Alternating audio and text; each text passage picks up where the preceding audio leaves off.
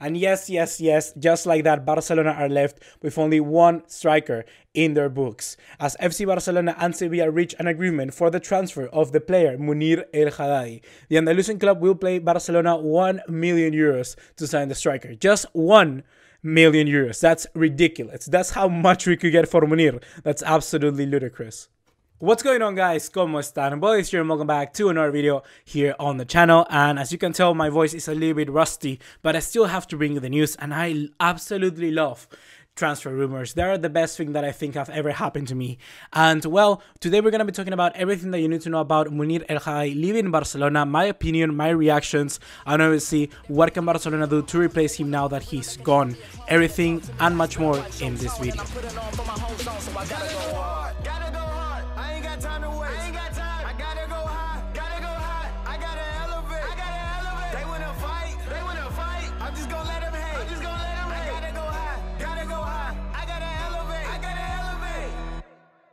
So boom, let's start talking about how this move actually developed. Well, we know that Munir rejected the contract offer from Barcelona to renew. We know that is something that didn't sit very well with Ernesto Valverde, because after that in press conference, Valverde openly said that he doesn't count with the player anymore for throughout this season. And then it was up to Munir to try and resolve his situation as fast as possible, because if not, then we would just have a player unhappy sitting in the bench and a manager that is not willing to take a chance on that player. That is something that I honestly think was a mistake from Valverde at the start of the season. I would much rather had someone like Paco Alcácer from the get-go in this season than just taking the bet on someone like Munir. I think that someone like Paco would have been different, would have given us a little bit extra than what Munir could have given us, and certainly I think that the quality that they produce right now, Paco is much better than Munir. But well, I'm not deciding that, and Munir actually was kept in the squad because Valverde opted for the player, and therefore Valverde hoped that Munir was going to renew because he showed that desire, he showed that commitment and confidence on him. And well, Munir just basically gave him not the middle finger. I think that Munir knew perhaps that his best way to progress as a player itself was to move to a different club, certainly because having people like Luis Suarez, Messi, Dembélé, Malcolm, and even Coutinho that can play up front, he doesn't have much chance to basically reach his potential. So for me, it's fine. Munir, he can leave, but it was not in the best way, as now Valverde is left with completely, absolutely nobody that can play in that number 9 position. He doesn't have anybody else. We got absolutely 0 players that can fit there, just Luis Suarez and a Messi that can play as a false 9. We saw that Munir was also left out from the squad in the Copa del Rey against a team like Levante. A normal situation when somebody like him would be featuring the squad, most certainly.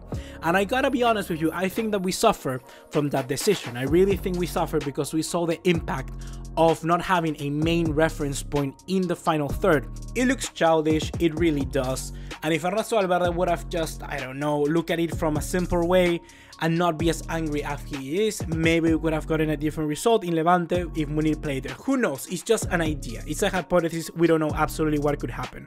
But now the ball is now on the field of Barcelona.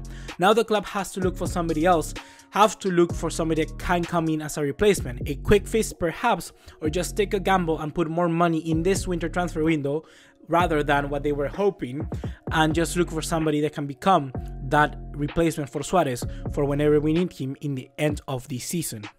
This is something which I will be commenting on later on another video, probably tomorrow, as I'm gonna list down 10 candidates that could replace Munir at Barcelona. But for now, the next thing that I want to mention in this video is that, well, this move, what do I think about it? What else do we need to know? Well, basically that it's kind of very disappointing that Barcelona could only get €1 million for this player. And that is absolutely humiliating. At the start of the season, we knew that Munir was not going to be a player that is going to be reliable. We knew that he only had 6 months left in his contract, and we still decided to keep the guy without either renewing him at the start of the season or cashing in for him when we had the chance to do it. And now 2 more things to finish off this video. The very first one is that this is another piece of evidence of how Barcelona is really struggling on planning out their future. This is something that could have been easily avoided if you could have gotten Paco Alcácer instead of Munir at the start of the season. Just choose between them and make the right decision. We wouldn't be in this problem at the end of the day. In Spanish, there's a way of saying this, and that is que los errores te cuestan caro, which translates in English to mistakes ends up being more expensive. And that is the absolute truth. The second thing that I want to mention is that at the end of the day, we needed to depart from Munir, because I didn't know why did we stay with him in the first place, because he's not a player which I would ever think that could take that number 9 role at Barcelona. This is not a player that is going to be a main regular. He's not going to be a starter. He was just a squad player, and a squad player which in my eyes was not very good, but that doesn't mean that he still didn't help us. Like, he won, for instance, the UEFA Youth League title with the under-19 side. Then he made 56 appearances with the first team. He won the La Liga twice. He won La Copa del Rey twice. He won a Champions League, a FIFA World Cup, a UEFA Super Cup, and 2 Spanish Super Cups. Like he won stuff, okay? So he did help us, and now at the end of the day, we just gotta thank Munir for what he did and look in the transfer window. That's what we have now left to do. We gotta look for somebody else in the winter transfer window and see how they can help us. That is something that I'm gonna be talking, like I said, in the next video, where I'm gonna go over, yes, you heard it right, I'm gonna be talking over 10 possible replacements for Munir. 10 possible transfer targets. That's a lot. That's an absolute lot. So hopefully guys you have enjoyed this video. Just like always, if you did, please remember to drop us a like and leave us a subscribe. I'm gonna link right now on screen 2 more videos that I think that you need to check out. 2 videos which I see are just not getting enough love, and I don't understand why. Go take a look at my reaction at the Levante defeat. It's now time to face it. You gotta see what I have to say, our opinions, how can Barcelona improve and avoid these defeats from happening. And then you also gotta see what I think about Denis Suarez potentially leaving to Arsenal. Hopefully you have a great time, and I'll see you in the next one. Take care. Ciao.